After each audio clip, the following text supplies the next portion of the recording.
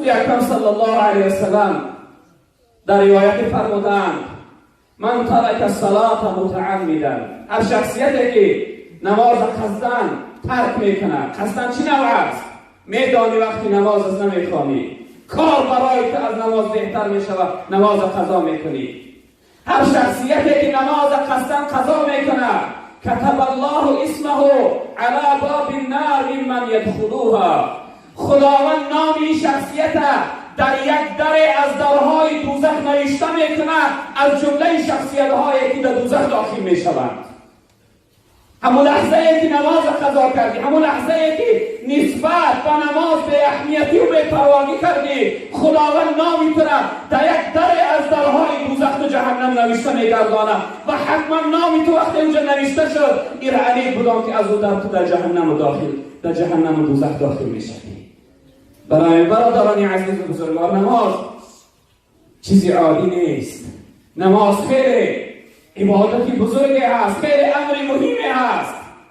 پیغمبر بزرگوار مثال میآورند لا دین لمن لا صلاة له، دین نداره یعنی دین کامل نداره، مسلمانی واقعی و حقیقی نیست شخصیتی که نماز نمیخوانه، شخصیتی که نسبت به نماز بی‌پروای و این مسلمانی حقیقی نیست، و دروغ میگه والله و این روش سیاه میکنه.